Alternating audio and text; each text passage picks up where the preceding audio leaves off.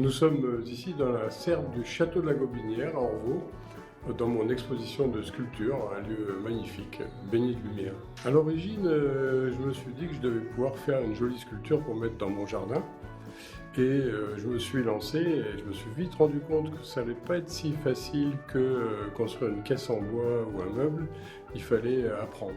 Et donc j'ai au moins eu 10 ans d'apprentissage dans différents ateliers avec différents sculpteurs pour les techniques, pour apprendre à mon œil à voir les corps et apprendre tous les détails de la sculpture pour venir à faire des œuvres dans mon jardin, effectivement.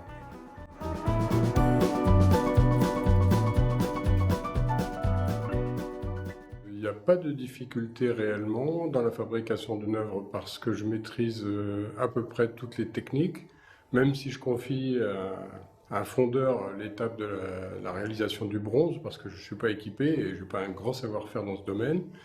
Mais ce qui est le plus important, c'est la création elle-même avec le modèle d'une œuvre, c'est-à-dire l'idée de la pose, le, les sentiments qu'on va éprouver face à la pose qui va être traduite dans la sculpture. Alors, pour créer un bronze comme celui qui est sous mes yeux, il y a de très nombreuses étapes. Le plus important, c'est l'étape de création, trouver l'idée de la pose avec le modèle, choisir la taille à laquelle on va réaliser la sculpture, puisque je fais des sculptures assez petites jusqu'à des grandeurs nature. Donc une fois que c'est fait, je travaille sur l'œuvre en terre glaise, je modèle, et ça peut durer un certain nombre de semaines. Quand cette étape la plus importante est terminée, eh bien après c'est surtout de la technique, même si on reprend toujours les sculptures un petit peu à chaque étape.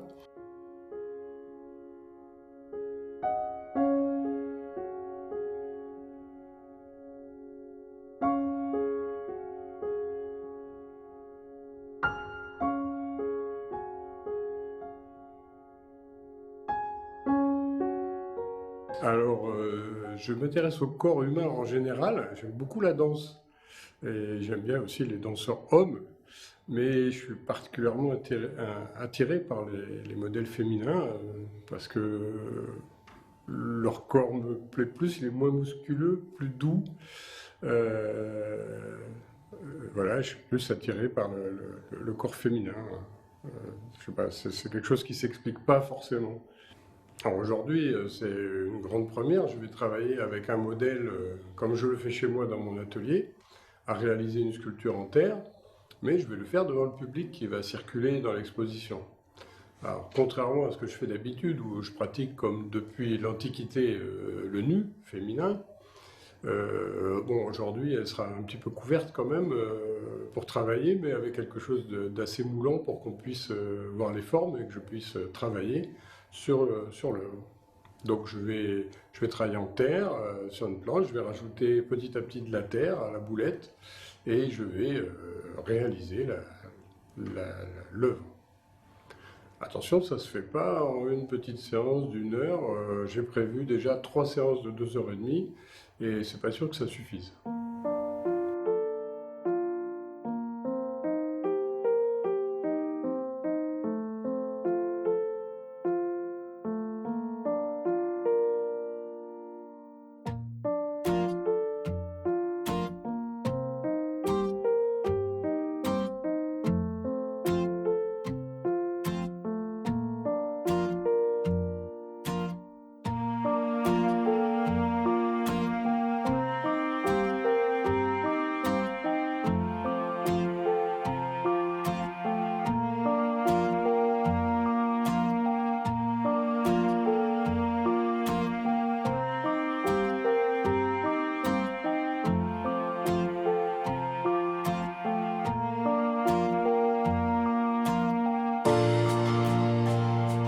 Je suis modèle féminin depuis 3 ans avec Jean-Pierre. D'ailleurs, c'est avec lui que j'ai fait la première fois que j'ai posé. Et j'ai ensuite posé avec quelques autres sculpteurs pendant ces 3 ans-là. Mais ça fait 3 ans là. Et on entame la 4e année.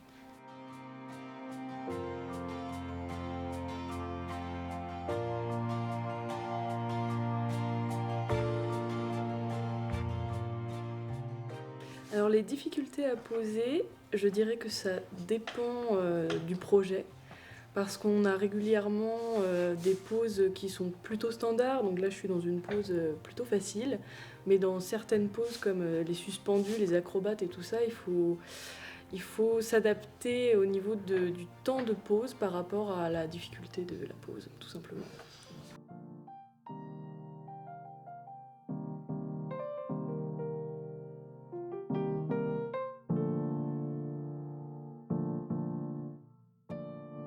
Alors les qualités que doit avoir un modèle, je pense, c'est savoir rester statique un petit peu, vraiment un petit peu, ça dépend du sculpteur aussi, de comment il arrive à s'adapter au modèle aussi. C'est un travail à deux, donc je pense que les qualités à avoir, c'est d'avoir une intelligence de l'espace, un minimum, savoir comment se positionner et comment réagir en fonction de la pose en fait.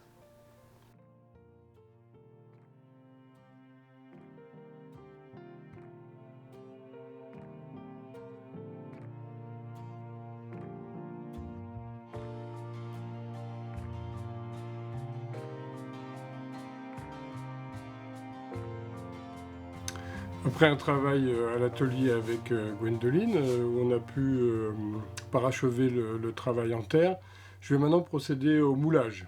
Donc j'ai raisonné mon moule, je vais faire un moule à 3 pièces différentes. Une pièce qui va prendre la face ici et la moitié des livres. Et ensuite 2 pièces derrière, une de chaque côté, donc qui vont monter jusqu'ici. Je vais séparer dessous. Donc là je fabrique des clinquants avec des morceaux de radio, c'est-à-dire des pièces que je vais planter dans la terre qui vont séparer les différentes pièces du moule. Donc il doit y avoir une continuité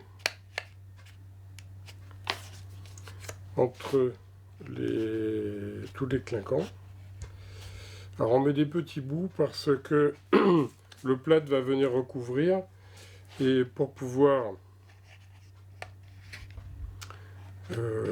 séparer le moule, je vais arracher les clinquants.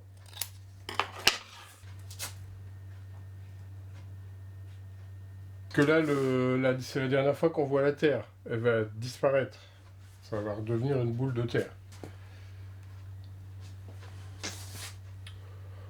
Tac, tac, tac. Bon ben, c'est bien. Alors.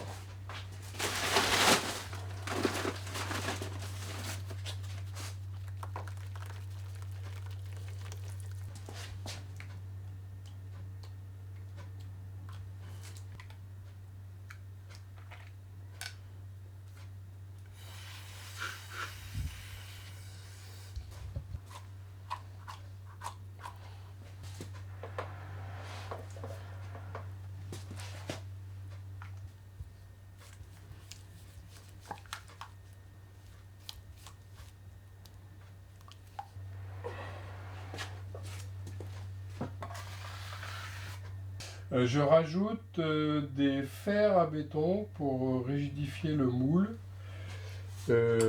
qui se casse pas quand je vais le démouler. Donc il faut penser qu'il y aura 3 pièces différentes qui doivent être relativement solides chacune.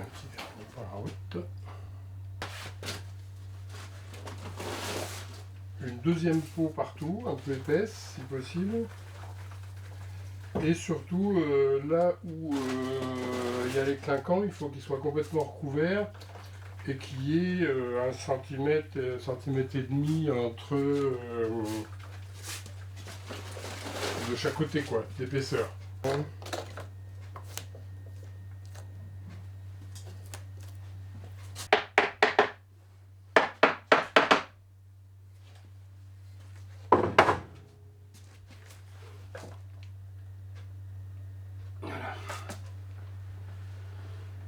Alors il colle un peu parce que la terre est collante. Donc là,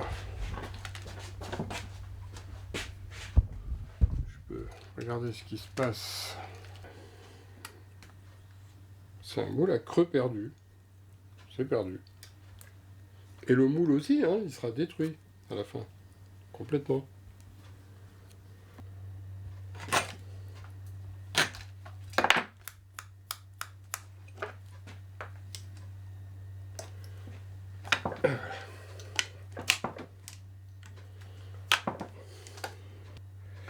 L'eau va aller jusque dans la terre et va gonfler la terre. Alors là, comme la terre est quand même encore très humide, c'est pas sûr que ça fasse beaucoup d'effet. Donc l'eau va lubrifier, surtout ramollir la terre là où il y a besoin et lubrifier.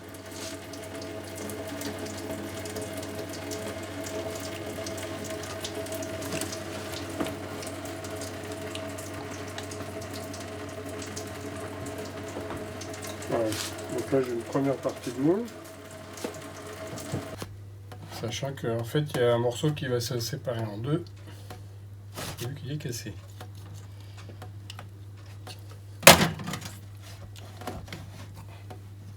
Voilà, donc c'est parce qu'il n'a pas été lié par de la ferraille, donc ça sera réparé.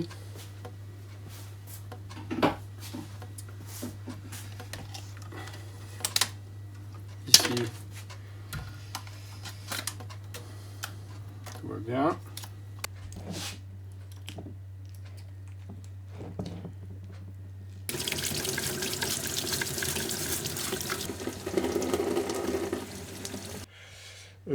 Je l'ai enduit de savon noir qui sera l'agent de démoulage. C'est-à-dire qu'une fois qu'on a mis du savon noir sur le plâtre qu'on va mettre dessus va pouvoir se séparer facilement. Donc j'ai fabriqué des armatures en fil de fer qui vont être au final à l'intérieur des parties un petit peu faibles comme le cou, les bras ou les jambes. Et je l'ai tenu en faisant un petit plâtre solide, des petits plots qui le tiennent à la place. Et maintenant, je vais pouvoir refermer le moule, le rendre étanche, et on pourra passer au coulage.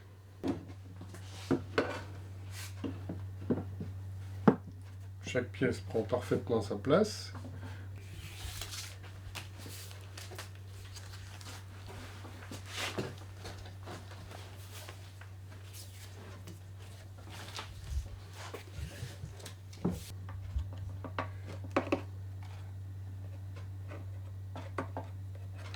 Donc plus c'est haut, plus il y aura de pression puisque je vais couler à l'envers. Donc c'est dans les parties hautes que c'est critique. Alors.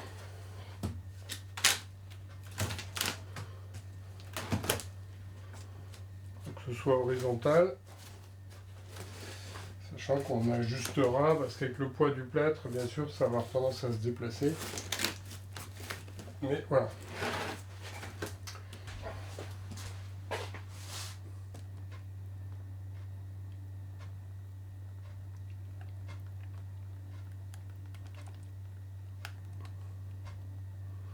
Alors on va le remplir qu'en partie, de façon à pouvoir malheureusement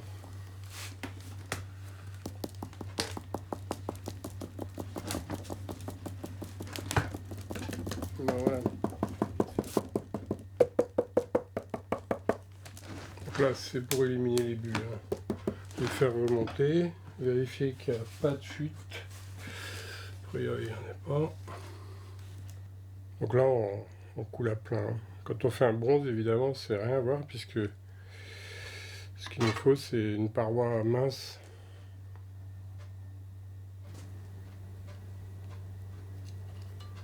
Donc,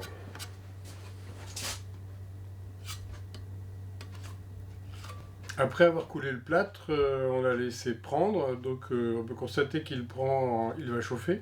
Et puis ensuite, il va se refroidir. Donc, il faut attendre que ça soit bien refroidi, 1 heure ou 2, suivant la taille du moulage, pour pouvoir décocher. Donc maintenant, je vais attaquer le décochage du moule. Je vais enlever les caoutchoucs et je vais le casser en récupérant ma pièce à l'intérieur.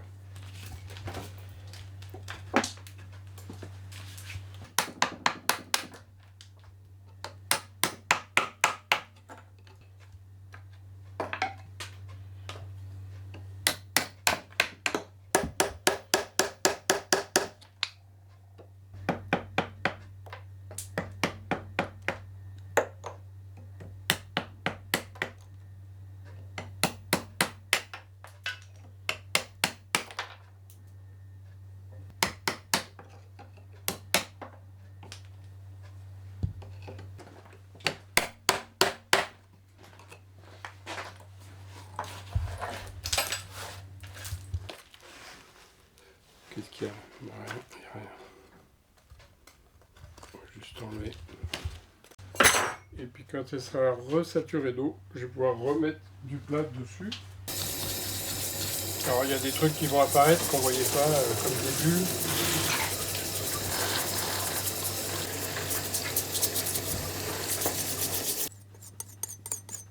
Donc là je l'ai remis complètement dans l'eau, je l'ai nettoyé, brossé de façon, délicatement bien sûr, brossé, de façon à pouvoir refaire des reprises de plâtre, rajouter ce qui manque, réparer s'il y a besoin, voilà. Combler les manques parce que j'ai donné des coups par inadvertance, et refaire les modelés éventuels.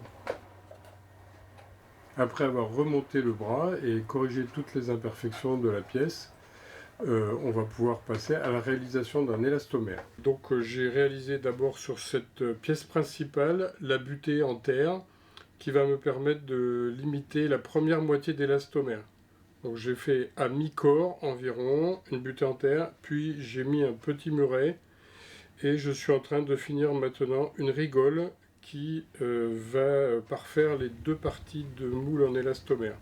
Je prépare mon mélange élastomère et catalyseur pour pouvoir réaliser mon moule.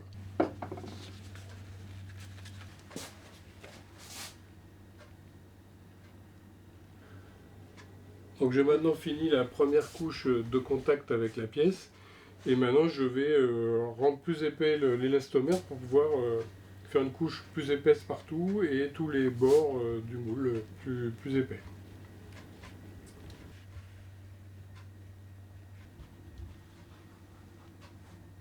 Donc je vais ajouter des espèces de cales qui vont obliger le moule à se positionner bien correctement dans la chape. On va le lisser avec de la pomme de terre.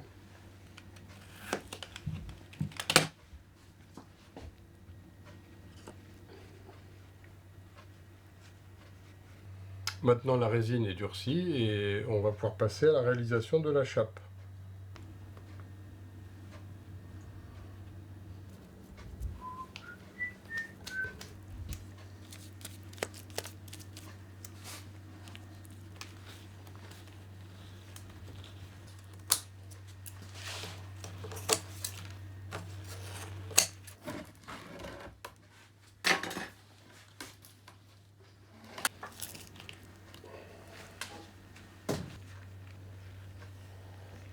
Juste un gros bloc de terre en fait.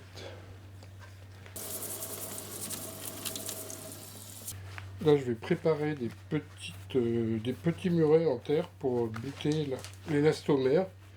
Je vais le poser tout autour de la limite pour faire comme l'autre côté. Elle reste à sa place d'objet quand même. Hein.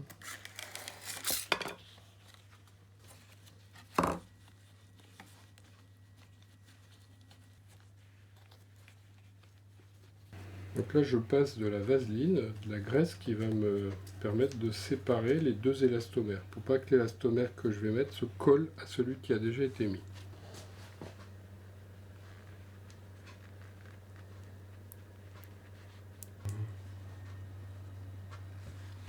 Combien il me reste? Je suis dans mon deuxième kilo, la fin du deuxième kilo.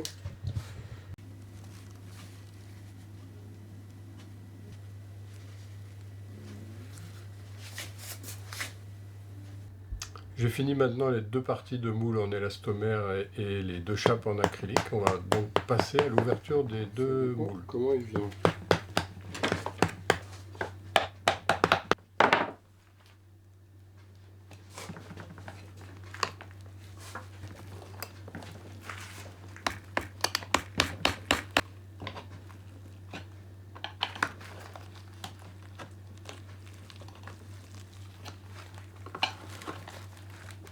J'ai mis, on entend.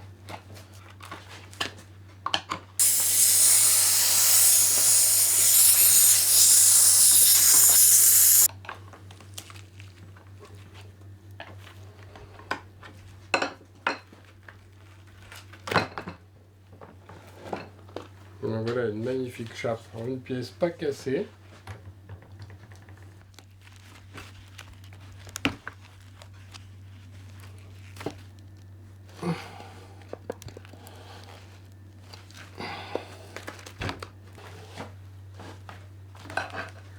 C'est là qu'il faut que je le... Ah, ça y est.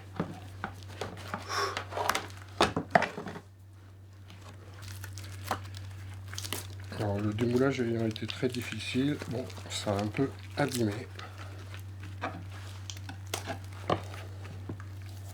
Et cassé les jambes comme prévu. Alors l'élastomère, lui, c'était le but. Il est pas mal. Ni trop gros, ni trop fin. Je le remets provisoirement. Et maintenant, je peux constater les dégâts.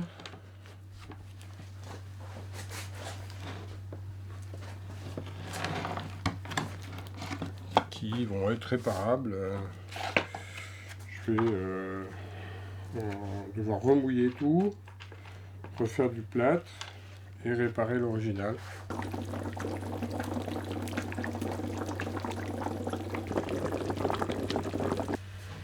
Alors après la réalisation du moule en élastomère et des chapes, je vais maintenant réaliser l'original en cire dans le moule, et donc là je la fais fondre pour pouvoir la travailler.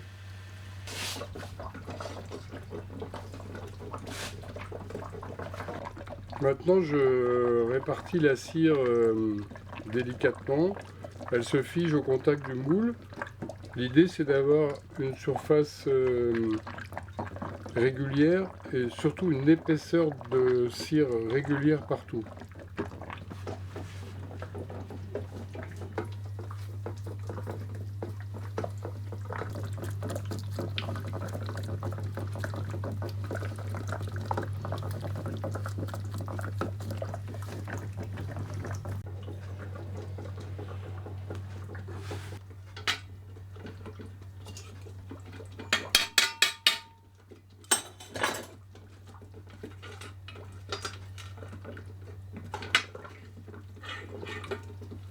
Je vais faire, maintenant ça refroidit suffisamment.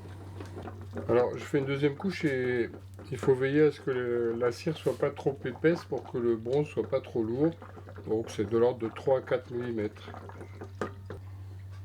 Maintenant je nettoie le plan de joint, parce que la cire dépasse un peu sur les endroits où les deux parties du moule vont se rejoindre. Donc ça va faire une surépaisseur, il faut absolument l'enlever.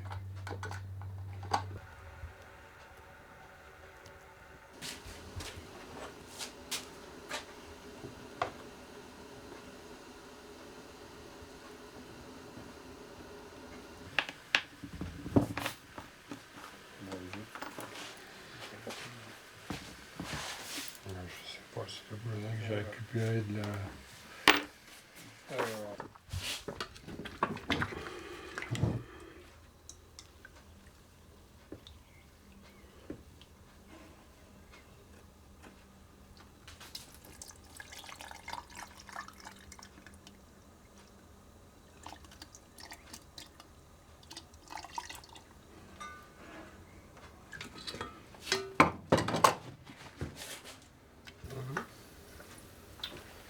Pas trop mal.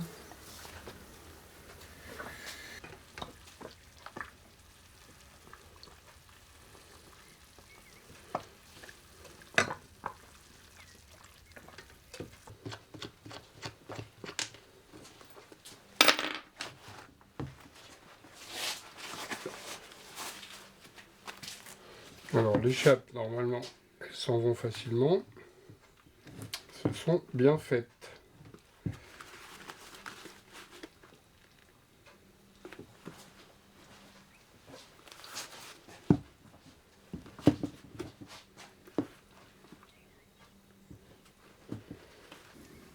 On s'énerve pas. On prend son temps.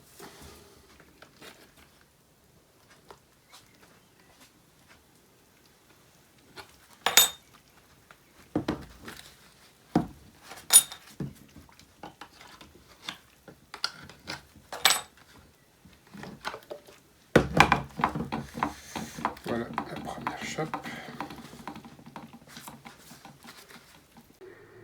Je vais percer un trou là et là.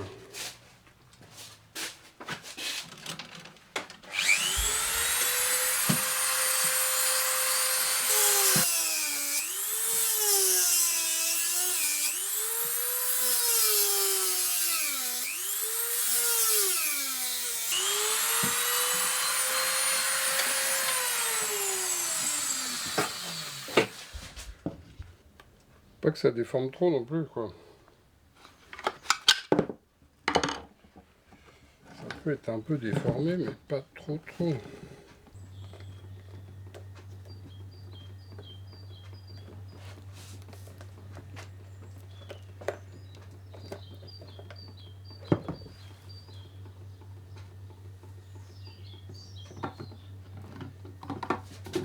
Voilà. Donc on voit que je l'ai abîmé ici un peu, mais pas trop.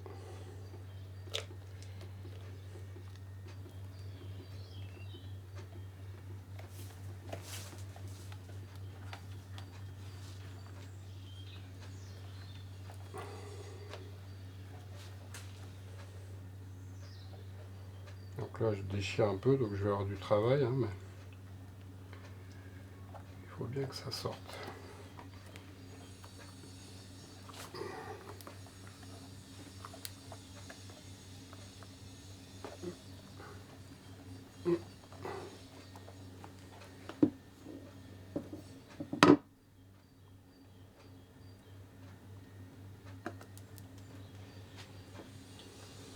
Donc, voilà.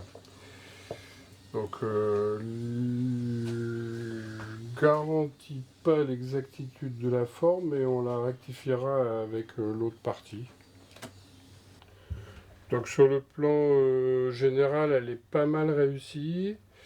Il y a des manques à certains endroits, et par transparence, on peut voir si c'est vraiment trop fin par endroit. Donc j'hésiterai pas, je vais peut-être attendre qu'elle refroidisse encore un peu, et j'hésiterai pas à refaire comme ça à l'intérieur, venir rajouter un petit peu d'épaisseur par endroit s'il le faut. Là je vois des endroits vraiment très transparents, donc vraiment très fins.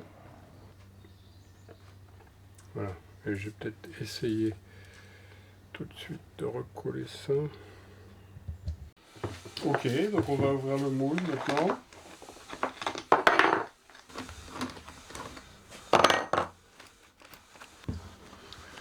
Donc là, ça devrait se passer plus facilement que l'autre, vu la forme des chapes.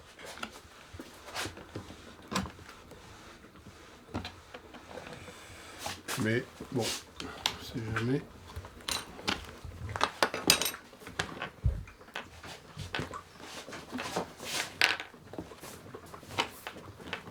Je sens que ça vient tout d'un coup.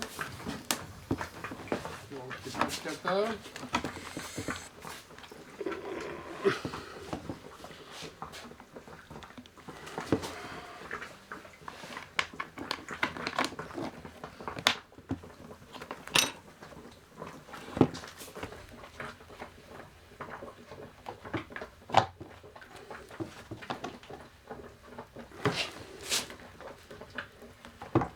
Ouais, ça se laisse pas faire autant que j'aurais pensé, tu vois.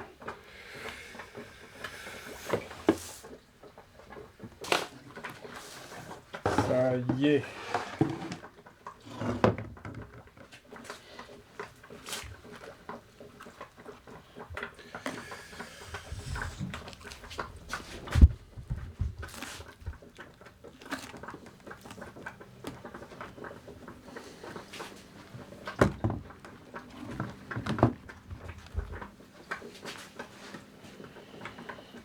Alors, ce que je vais faire, je vais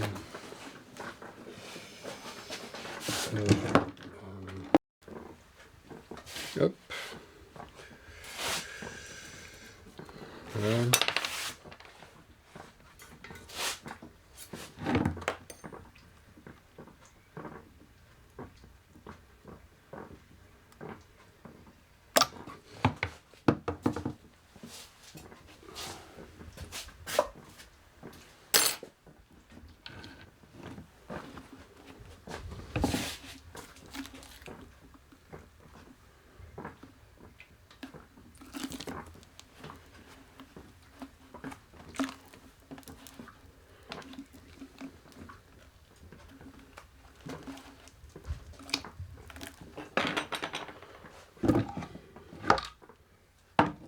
Et voilà.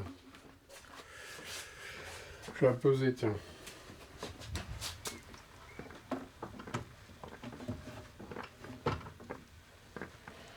560 grammes, donc avec l'autre ça fait moins d'1 kilo au total, mais j'ai pas encore fait les retouches, je vais peut-être recharger un petit peu certains endroits.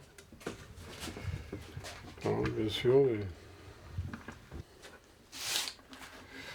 Donc, s'il y a des endroits un peu faiblards, il faut que je les recharge. Et sinon, il faut que je refasse les coutures, quoi. Bien sûr. Donc, il faut refaire les modelés. C'est plus ou moins facile. Là, ça peut être...